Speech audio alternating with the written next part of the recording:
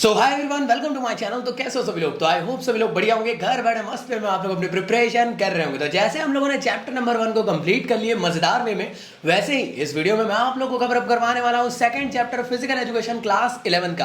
तो इस वीडियो को एंड तक के देखना, बहुत मजेदार ये वीडियो होने वाला है। सारे नोट्स से लेकर सभी अपडेट्स मैं आप लोग को बताने वाला हूं। याद रखिए, नोट्स डाउनलोड करना है वेबसाइट से डाउनलोड कर सकते हैं, मेरी ऑफिशियल वेबसाइट लिंक डिस्क्रिप्शन में गिवन है। साथ ही साथ सारी की सारी सोशल मीडिया हैंडल्स पे आप लोग फॉलो जरूर करना मुझे, और मेरे ब्लॉगिंग चैनल पे भी ज्वाइन कर लेना। वहां पे मैं तगड़ा कंटेंट आप लोगों के लिए मस्ती मजाक वाला लाता रहता हूं। तो चलिए स्टार्ट करते हैं इस वीडियो को।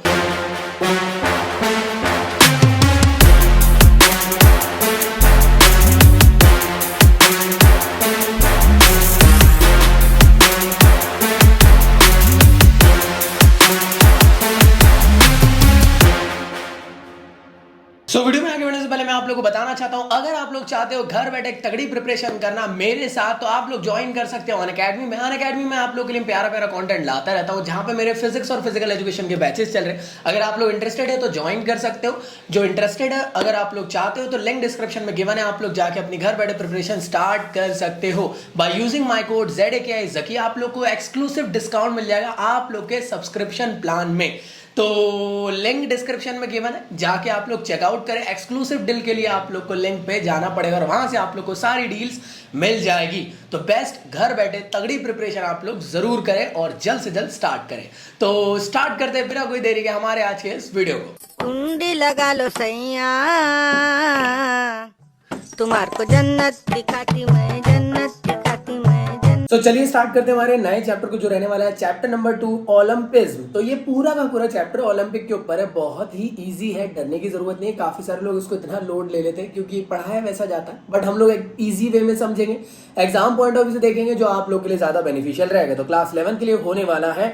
आगे बढ़ने से पहले टेलीग्राम के चैनल को ज्वाइन कर लेना, सारी क्लास की अपडेट्स आप लोग को यहाँ मिलते रहती है, और जो भी अपडेट्स और होती है सब मिल जाती है, तो ज्वाइन कर लेना। इसी के साथ साथ इंस्टा को भी फॉलो कर सकते हो और अकेडमी में फॉलो कर सकते हो, जहां पे मैं आप लोग के लिए प्यारा कंटेंट लाता रहता हूं। तो आगे बढ़ने से पहले, अगर आप लोग इस चैप्टर के नोट्स डाउनलोड करना चाहते हो तो मेरी वेबसाइट से जाकर डाउनलोड कर सकते हो, लिंक डिस्क्रिप्शन में गिवन है।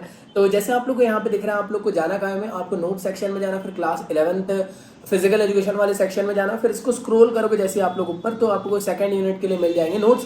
आप जैसे यहाँ दिख रहा है ना, आप यहीं पे रीड भी कर सकते हो और यहाँ से डाउनलोड भी कर सकते हो, जो आप लोग को बेटर लगे। ऐसा मैंने बनाया हो जो आप लोग के लिए बेनिफिशियल रहे। ठीक है जी, आगे बढ़ते। तो कंटेंट क्या होने वाला है, ये सभी के सभी चैप्टर्स के कंटेंट पोर्शन को हम लोग कंप्लीट करेंगे मजेदार वे में, एक एक चीज को समझते हुए आगे बढ़ेंगे। तो सबसे पहला जो टॉपिक है वो है ओलंपिक। कि आखिर ओलंपिक क्या होता है? ओलंपिक समझने से पहले समझ लेते ना कि जो आज का ओलंपिक है और पहले जो ओलंपिक होता था, इसमें क्या डिफरेंस है। तो सबसे पहले देखते हैं आखिर एंशिएंट ओलंपिक क्या चीज है। तो आज के टाइम के ओलंपिक और पहले के टाइम पे ओलंपिक में कितना जमीन आसमान का फर्क है, उसको देख लेते हैं। तो सबसे पहले देखेंगे हम लोग एंशिएंट ओलंपिक क्या होता है। तो यार, अगर आप लोग से मैं बात करूं एंशिएंट ओलंपिक की, तो इसको लगभग 776 BC के अराउंड ओलंपिया नाम की एक जगह है ग्रीस में, वहां पे इसको स्टार्ट किया गया था। और इस गेम को ऑर्गेनाइज किया गया था ग्रीक गॉड ज़्यूस के ऑनर में। तो यार, इनके एक बेटे थे जिनका नाम हरक्युलिस था। हरक्युलिस साइकिल नहीं जो आप चलाते हो, भाई साहब कुछ ज्यादा नहीं हो गया ये? मतलब कुछ भी। ये हरक्युलिस एक देवता है। आप लोगों ने देखे होंगे, थॉर मूवी देखे होंगे तो आप लोग को मालूम होगा, जो अभी रिसेंटली आई थी।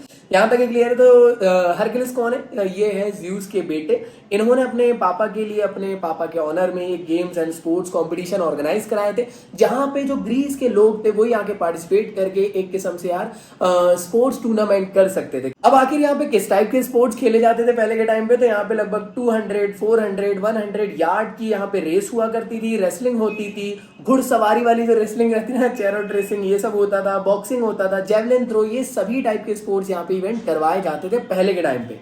यहाँ पे जो विनर रहते थे उनको यार ऑलिव की एक ताज पोशी की तरह यहाँ पे मतलब कि नवाजा जाता था। पहले के टाइम यार मेडल वेडल तो देते नहीं थे, ताज बनाते थे और दे देते थे, वो उतने में खुश रहते थे। लेकिन यार वो भी बहुत बड़ी बात रहती थी उस टाइम पे। तो याद रखिएगा, ओलंपिक गेम पहले भी यार लगभग 4-4 साल में खेले जाते थे हर टाइम। और बीच में एक ऐसा टाइम आया था जब रोमन के साथ लड़ाई शड़ाई हो गई थी इन लोगों की, ग्रीस के लोगों की, तो इस गेम को रोक दिया गया था और उस टाइम पे ये गेम नहीं खेले गए थे। लेकिन याद रखिए, आप गेम को तो दबा दोगे, आप लोगों की फीलिंग्स को तो नहीं दबा पाओगे ना। लोगों को याद थे वो गेम एंड स्पोर्ट्स, तो आगे जाके फिर वो धीरे से रिवाइव हुए। तो याद रखिएगा, रोमन्स के टाइम पे ये गेम्स खत्म कर दिए गए थे, बट ये बाद में फिर से रिवाइव हो गए थे। तो यार ये देखो, जैसे फोटोज दिख रही है यहाँ पे रेसलिंग चल रही है, ये एंशिएंट टाइम की फाइटिंग हो रही है, यहाँ रेसिंग हो रही है, जैसे आप देख पा रहे होंगे। तो ऐसे मैचेस होते थे। आइए जानते हैं यार रूल एंड रेगुलेशन क्या थे पहले के टाइम पे। तो पहले के टाइम पे रूल एंड रेगुलेशन ऐसे थे यार, ग्रीक के लोग ही वहां पे ज्वाइन कर सकते थे उस कंपटीशन के अंदर। मैं कह सकता हूँ उस टाइम के ओलंपिक को फिजिकली फिट होना चाहिए, लेकिन जो गुलाम है, जो क्रिमिनल है, इन सभी लोग को यार अलाउ नहीं रहता था कॉम्पिटिशन में पार्टिसिपेशन का। वुमन का पार्टिसिपेशन भी अलाउड नहीं था। इसी के साथ साथ जो भी ओलंपिक गेम में यार पार्टिसिपेट करने वाला है उसको 1 महीने पहले से ओलंपिया में आके रहना पड़ता था। इसी के साथ साथ जो नए नवेले टाइप के, जो एमेच्योर टाइप के जो स्पोर्ट्स पर्सन है, उन्हीं को सिर्फ अलाउ था, प्रोफेशनल पर्सन यार नहीं खेल सकते। ये एक ड्रॉबैक था यार। अगली बात करते हैं ओपनिंग सेरेमनी कैसे होती थी उस टाइम पे। तो उस टाइम पे जो भी यार प्लेयर है, उनके भाई, उनके पापा और उनके ट्रेनर वगैरह सभी को गैदर किया जाता था स्टेडियम में। और स्टेडियम में यार एक रूल रेगुलेशन अजीब सा था यार। उस टाइम में ऐसा माना जाता था कि जितने भी प्लेयर्स है वो लोग आकर मैं कह सकता हूँ ग्राउंड में खड़े होते थे, और अगर कोई स्पेक्टेटर चाहे जिसको ऑब्जेक्शन है कि ये नहीं खेलना चाहिए, तो अगर किसी स्पेक्टेटर ने कह दिया नहीं खेलना तो नहीं खेलेगा। मतलब गया उसका इतना सारा प्रैक्टिस एक्टिस तेल लेने।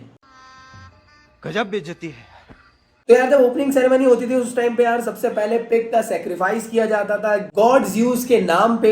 और फिर उसके बाद यार स्पेक्टेटर वाला, जो मैंने आप लोग को कहा ना, वो वाला प्रोग्राम होता था कि स्पेक्टेटर को कोई दिक्कत है तो वो बोलेगा कि चले जाओ, तो वो नहीं खेल पाएगा। और इसके बाद यार फिर गेम्स एंड स्पोर्ट्स होते थे, ऑर्गेनाइज होते थे, और इसी तरीके से यार गेम्स वगैरह ऑर्गेनाइज होते थे 5 डेज के लिए। तो आई होप यहाँ तक क्लियर रहेगा। बेसिक्स है, डरने की जरूरत नहीं है। आप लोग को छोटा मोटा आएगा, हल्का फुल्का ही लिखना है, ज्यादा टेंशन नहीं लेना। अगली बात करते हैं क्या अवार्ड देते थे। तो पहले के टाइम पे कोई मेडल वेडल नहीं मिलता था, इस टाइप का एक ऑलिव का क्राउन दे दिया जाता था। और ये बहुत बड़ी बात होती थी पहले के टाइम। हाँ, आप बोलोगे यार ये पत्ती का ताज बना के यार उल्लू काट दिए, खत्म, bye bye, tata, goodbye, गया। ऐसा नहीं है यार। यहाँ पे यार इसकी बहुत ज्यादा इंपॉर्टेंस थी। हर चीज की इंपॉर्टेंस रहती है अपने अपने जमाने में। तो इस तरीके से यार एक लीव दे दिया जाता था। वहां के लोगों के बीच में उनकी बड़ी एकदम मतलब समझ रहे हो चौड़ में घूमते थे कि यार ऑलिव का ट्री का ऑलिव का ताज मिला है उनको। क्लियर है यहाँ तक? तो ये सभी अवार्ड्स दिए जाते थे। अब बात करते हैं मॉडर्न ओलंपिक की। तो मॉडर्न ओलंपिक को किस तरीके से ऑर्गेनाइज किया गया, क्या हुआ, आप जानते हो। रोमन के टाइम पे इसको पूरी तरीके से सप्रेस कर दिया गया था। बाद में कैसे रिवाइव हुआ? तो एक इंसान थे जिनका नाम है बैरन डे कॉर्बेटिन।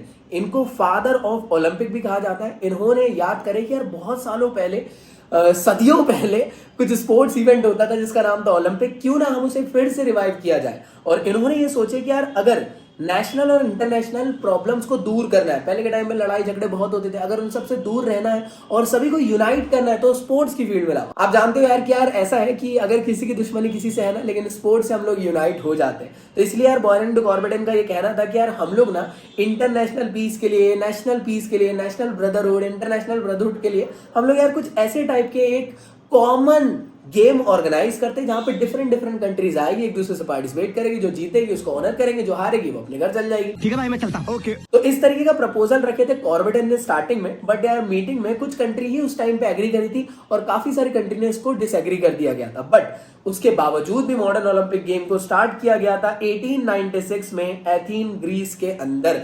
फिर धीरे धीरे करके यार ओलंपिक गेम्स को देखे यार लोगों ने बोले अरे अरे वाह क्या बात है, ये तो मस्त गेम है यार, हम भी खेल लेते हैं। तो ऐसे करके धीरे धीरे कंट्रीज ज्वाइन होने लग गई। और आज के टाइम में आप जानते हो कि पूरा वर्ल्ड एंटायर जितनी भी कंट्रीज है वो सभी पार्टिसिपेट करती है ओलंपिक गेम में। और एक किस्म से यार इसको इंटरनेशनल स्पोर्ट्स इवेंट की तरह हम लोग जानते हैं। आई होप यहाँ तक कि तुम लोग को याद रहेगा। और आप लोग जानते होंगे यार वुमन का पार्टिसिपेशन पहले भी नहीं था। फर्स्ट टाइम वुमन का पार्टिसिपेशन 1900 में हुआ था। ये याद रखना काफी इंपॉर्टेंट चीज है। तो ऐसे ही जानते हो आप लोग यार बीच में ना कुछ वर्ल्ड वॉर वगैरह भी हुए थे, लड़ाई झगड़ाई चल रही थी यार दुनिया में। तो 1916, 1914 और 1944 को स्पोर्ट्स ऑर्गेनाइज नहीं कराया गया था ओलंपिक गेम, और ये कैंसिल हो गया था। और उसके बाद फिर हर साल 4 साल बाद ऑर्गेनाइज होता है। अब रूल एंड रेगुलेशन क्या है आज के टाइम? तो आज के टाइम मेल फीमेल दोनों पार्टिसिपेट कर सकते हैं। पहले वो जो स्टार्टिंग में उस टाइम नहीं था, लेकिन बाद में दे दिया गया। तो आज के टाइम में तो मेल फीमेल दोनों पार्टिसिपेट कर सकते हैं। आप लोग को यार नेशनल ओलंपिक कमेटी के थ्रू यार अप्रूवल मिलना चाहिए। मतलब क्या कि हर कंट्री के पास एक कमेटी है जो यार मैं कह सकता हूं कि स्पेसिफिक ओलंपिक कमेटी ने बैठा के रखी। तो मैं ये कह सकता हूं कि इंडिया की जो ओलंपिक कमेटी होगी वो डिसाइड करेगी किस किस पार्टिसिपेंट को ओलंपिक में भेजना है। तो आपको पार्टिसिपेशन अगर करना है तो नेशनल ओलंपिक कमेटी के थ्रू ही आप लोग पार्टिसिपेट कर सकते हो। और बिना इसके अप्रूवल के यार आप लोग कभी जिंदगी में पार्टिसिपेट नहीं कर पाओगे। तो ये रूल एंड रेगुलेशन आप लोग को याद रखना। यहाँ पे ऐसा नहीं है कि सिर्फ और सिर्फ एमेच्योर पर्सन ही खेल सकते, प्रोफेशनल प्लेयर भी हो तुम लोग तो भी पार्टिसिपेट कर सकते हो। याद रखो। एंशिएंट में क्या ऐसा था कि नहीं, कमेंट बॉक्स में बताना।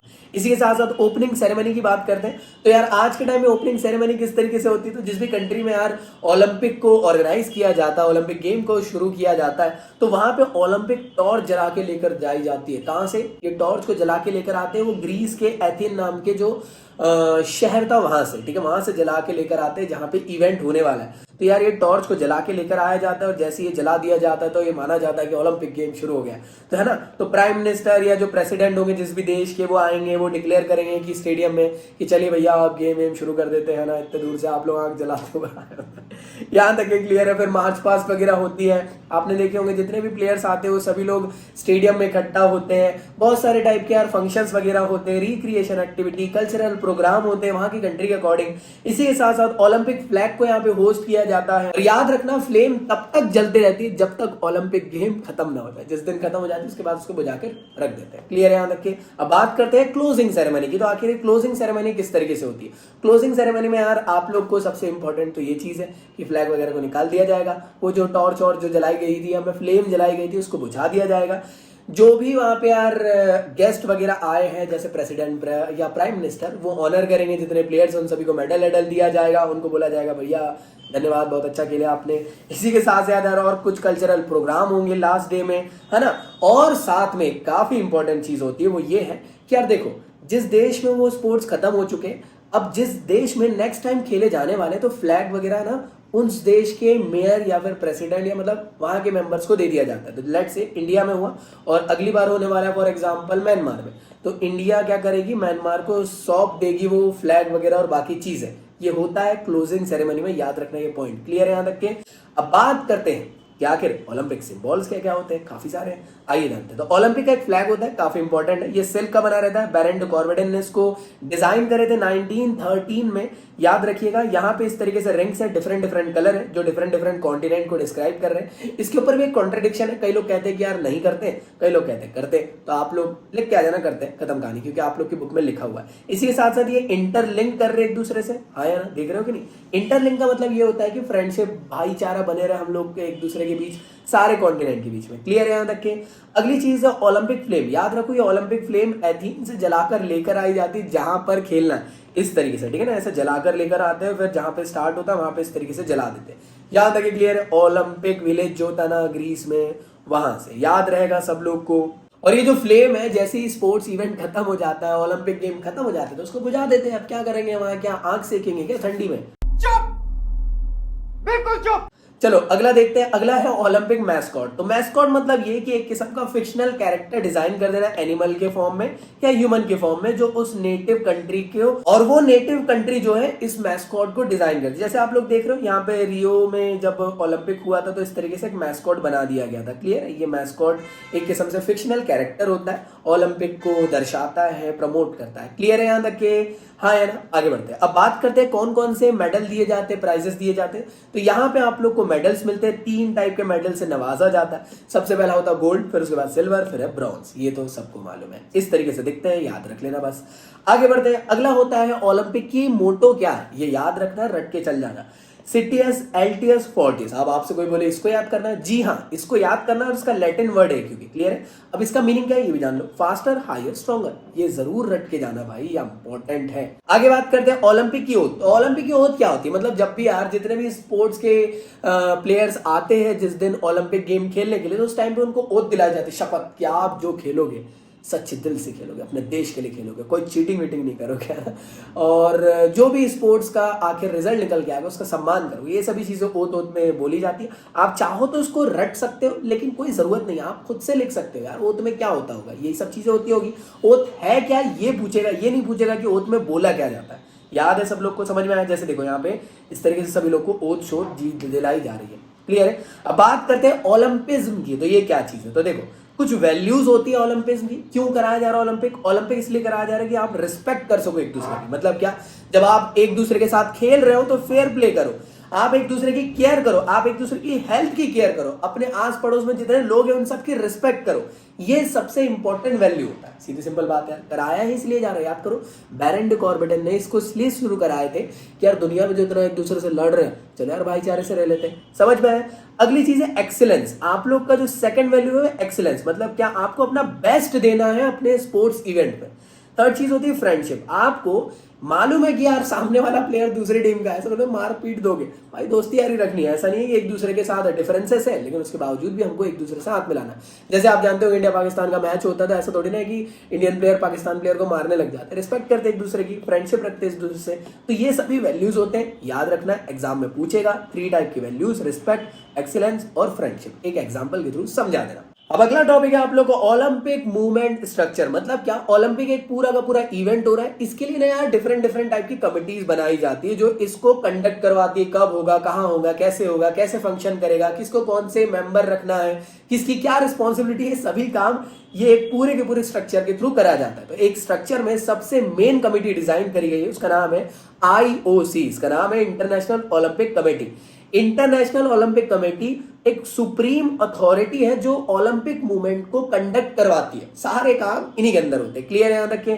सबसे पहले कब इसको फॉर्म किया गया था? 1894 को इसको फॉर्म किया गया था और उसका हेडक्वार्टर जो है वो स्विट्जरलैंड में, याद रखिएगा, काफी इंपॉर्टेंट है। और चाहे मॉडर्न समर या फिर विंटर ओलंपिक होते हैं, सभी का देखभाल यही करती है। क्लियर है यहां तक के? अब किसी भी टाइप के रूल रेगुलेशन में चेंजेस लाना है, कुछ भी करना है, किस टाइप का फंक्शन होगा, क्या होगा, सब इन्हीं का काम है, यही चीज याद रखिएगा। क्लियर है? इनके साथ साथ कुछ और गवर्निंग बॉडी भी है, ऐसा नहीं कि यही कमेटी सब करेगी। इनने क्या करी, छोटी छोटी और गवर्निंग बॉडी बना दी कि भाई यार थोड़ा थोड़ा ये काम तुम देख लेना, थोड़ा थोड़ा ये देख लेना। तो ऐसे टाइप की नेशनल ओलंपिक कमेटी है। इसी के साथ साथ इंटरनेशनल स्पोर्ट्स फेडरेशन है, और भी डिफरेंट डिफरेंट टाइप की कमेटीज वगैरह होती है इन सब के अंदर, जो इनके अंडर रहकर काम करती है on the behalf of Olympic games. समझ में आया सबको? तो मेन हेड कमेटी ये है, इनका कुछ इस तरीके से यार लोगो होता है, ये याद रख लेना। फंक्शन क्या होगा, बेसिक्स है यार, आप खुद दिमाग लगा लो क्या क्या होगा। सीधी सिंपल बात, ओलंपिक का फंक्शन बहुत स्मूथली होना चाहिए। वाह वाह वाह वाह, क्या बात है। इसी के साथ साथ यार किस कंट्री में यार होस्ट होगा, यही लोग डिसाइड करेंगे। कहां पे खेला जाएगा, कब खेला जाएगा, सब ये लोग डिसाइड करते हैं। किसी भी टाइप का कोई डिस्क्रिमिनेशन तो नहीं हो रहा है, ये लोग देखते हैं।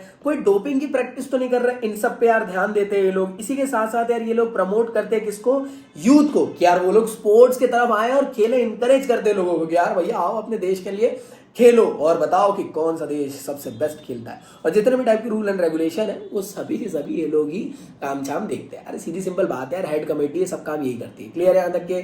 आगे बढ़ते हैं। अगली एक कमेटी होती है IOA। अब इसको देख लो, ये एक सब कमेटी है। मैंने कहा ना, हर कंट्री के अंदर एक सब कमेटीज बना दी गई है ओलंपिक की। तो इंडिया में क्या है, इंटरनेशनल ओलंपिक एसोसिएशन। तो इंडिया से किस प्लेयर को भेजना है, कौन खेलने जाएगा, किसको कितने बार भेजना है, रूल एंड रेगुलेशन जो आ रहे हैं IOC के तरफ से, वो सभी के सभी प्लेयर्स को यही बताते हैं इंडिया में। और इसको फॉर्म किया गया था 1924 को टाटा के थ्रू, ये चीज याद रखना। और ये इनके फर्स्ट प्रेसिडेंट भी थे, ये चीज याद रख लेना बस। इससे ज्यादा अगर सेक्रेटरी वगैरह नाम याद नहीं रहता तो कोई दिक्कत नहीं है, लेकिन मेन नाम याद रखना काफी इंपॉर्टेंट है। और ये एफिलेटेड है किससे, IOC से। क्लियर है यहां तक के? और इसका हेडक्वार्टर कहां है, न्यू दिल्ली में। इसका इस तरीके से लोगो होता है, याद रखना तो रख लेना।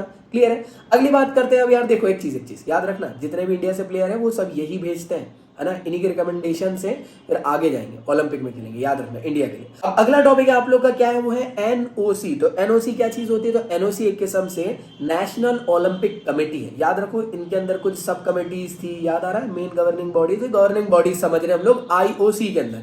तो NOC मतलब क्या है, नेशनल ओलंपिक कमेटी। अब इसका मिशन क्या है, इसका मिशन ये है to promote, protect and develop the Olympic movement to the respective country. जैसे इंडिया में अगर हो रहा है तो ये कमेटी क्या करेगी, पूरे देश भर में जाएगी और प्रमोट करेगी कि ओलंपिक गेम बहुत जल्द स्टार्ट होने वाले हैं, जितने प्लेयर्स हैं वो अपनी तैयारी अच्छी रखें, आपको चूज किया जाएगा। अगर कहीं पे ऐसा हो रहा है कि यार ओलंपिक गेम नहीं खेला जाएगा, कोई बहिष्कार कर रहा है ना, आजकल तो बॉयकॉट ज्यादा चल रहा है, तो बॉयकॉट कर रहे हैं, तो यार ये लोग प्रोटेक्ट करने की कोशिश करते हैं, नहीं ओलंपिक गेम में हमें जाना है, ब्रदरहुड के लिए, साथ ही साथ इंटीग्रिटी के लिए, कि हमने देश का नाम रोशन करना है, ये सब चीजों के लिए ये काम करती है। यहां तक के क्लियर है सब लोग को? अब यार हो सकता है कुछ ऐसी जगह है जहां पे यार हो सकता है यार कुछ फैसिलिटीज स्पोर्ट्स की नहीं प्रोवाइड हो पा रही है, और वहां के लोग यार एक किस्म से यार मैं कह सकता हूं वो ओलंपिक में जाने लायक नहीं हो पा रहे, क्योंकि उनको अच्छी ट्रेनिंग नहीं मिल पा रही, फैसिलिटीज नहीं मिल पा रही। तो वो सभी प्रोवाइड कौन करेगा, ये कमेटी करेगी वो स्पेसिफिक रीजन में। अब कितने NOCs है, तो वो है लगभग 206, ये याद रख लेना, काफी इंपॉर्टेंट है। और ये एक सोल अथॉरिटी है जो कि IOC के अंडर में रहकर ही काम करती है।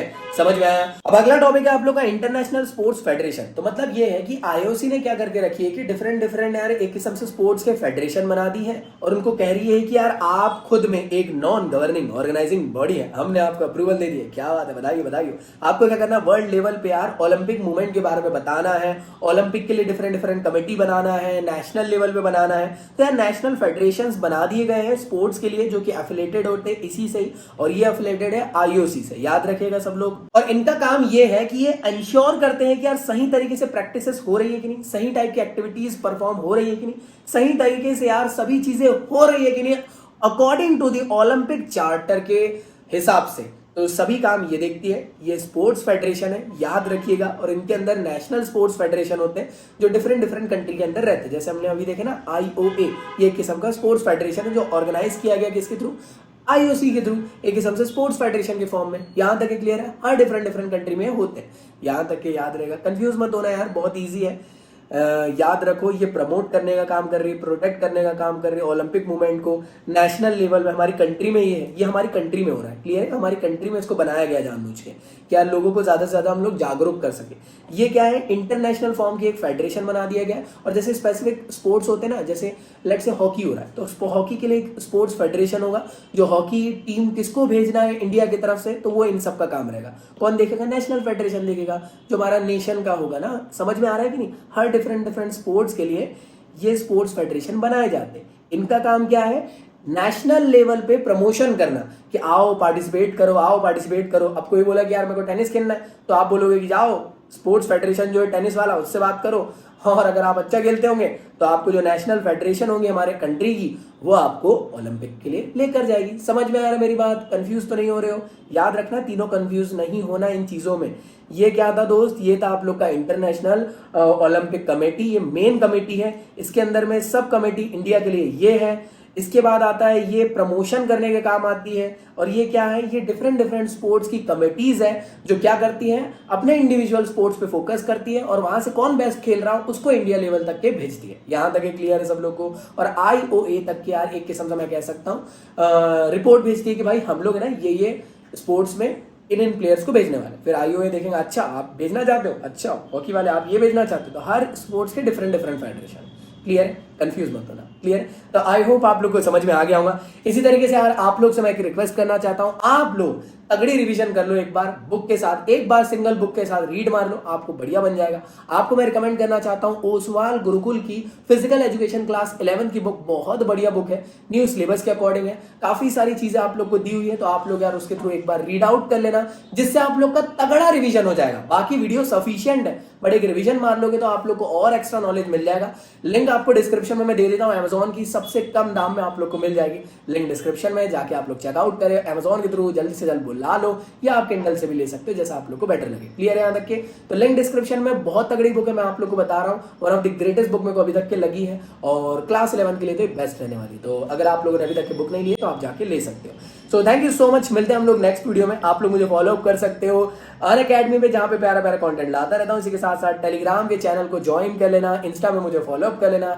ये नोट्स को डाउनलोड करना है तो यार आप लोग हो सके तो नोट्स को डाउनलोड करने के लिए क्या करना है, आपको बेसिकली मेरी वेबसाइट से जाके नोट्स डाउनलोड कर सकते हो, और व्लॉगिंग चैनल के थ्रू मेरे साथ हंसी मजाक मस्ती में आप लोग बने रह सकते हो। एंड करते हैं आज के इस वीडियो को, मिलता हूं नेक्स्ट वीडियो में, जब तक के लिए गुड बाय। पढ़ाई करते रहो, सदा सेक्सी रहो, मेरे स्टूडेंट में